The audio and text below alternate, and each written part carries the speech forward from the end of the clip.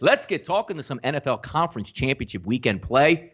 Taking a look at the line movements, Teddy, and as we see again later in the week, yesterday, late last night, early this morning, a little bit more money pushing in on those New Orleans Saints and Los Angeles Rams game. Coming in right now, Teddy, depending on where you're shopping at, looks like threes are starting to turn into the predominant number. Some outlets at minus 110, but more with a little bit of juice, minus 113, minus 115 out there. But it looks like the Rams getting a little bit more love as the week goes on here, Teddy. I'm still calling it 3.25. You know, this line isn't 3.5 and it's not 3. Anywhere you're laying 3, you're still laying minus 20. Yep. There's a couple of spots that you could lay 3 at minus 110 or minus 115, but not many. I mean, there really aren't. As you look at the SPR, a live odds screen, it's a similar story with 3.5. So if you're taking plus 3.5, you're laying minus 120.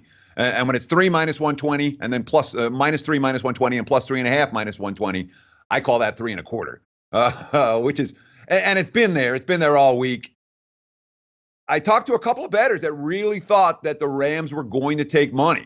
You know, guys that know the NFL market as well as I do. We had a little discussion early in the week, and they're like, yeah, if this Rams team, it's going to be Rams. That the Saints, my apologies, I don't get the Saints were going to take money, that the Saints would close 3.5 or 4.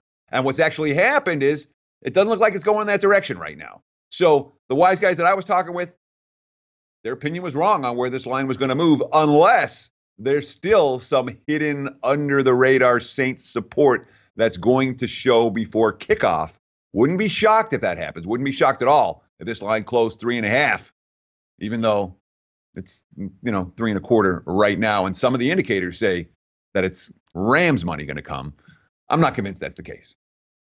And a lot of fun here. We're going to talk about in just a few moments and break these games down. But taking a look at one line movement that's always going to be interesting here is that New England, Kansas City. We've been factoring this all week. And it looks like, Teddy, from the start of the week, when we're supposed to be 0 degrees, it's slowly inched up. Now, look, it's not going to be bathing weather out there. We're laying out on a beach. It's still going to be around 30 degrees at kick. And, of course, it is a night game. So one would think once the sun goes down, it does get a little bit cooler. But now we're not looking at those Arctic blast temperatures, and we'll be right around freezing. And look at the impact of the over-under, Teddy. Even as this morning when I was punching it up, 55.5, now they've disappeared. It's 56 completely across the board. So some interesting line movement as this week's going on, directly looking at the actual temperature itself. Yeah, it feels like the whole line movement for the Patriots and Chiefs has been about the weather forecast. Yep. When it's supposed to be 5 degrees as the high, 2 high-octane passing offenses aren't necessarily going to be able to move the football as well as they have. Now we're talking about the temperatures I saw today. The forecast was like 27 for kickoff or 20 and in the mid-20s at night. And yeah, that's still cold. In Vegas, I mean, you know me, I'm soft as I can get, man. I can't handle that.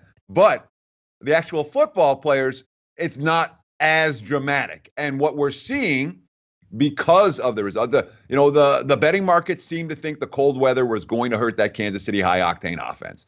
I don't blame them. It's tough to throw the football in frigid conditions. Now, still going to be cold, but they're saying, well, this isn't likely to affect the Chiefs' passing games, that it doesn't work anymore. We've seen a little bit of Kansas City money. The threes, minus 315, minus 15, minus 20 right now. And total-wise, obviously, the big move to the under in the frigid conditions now that it's getting, the forecast is getting better and warmer in total money. And, of course, the public's always going to bet the over in this game. The public's going to bet the over in both of these games. My opinion, they'll be lucky to split.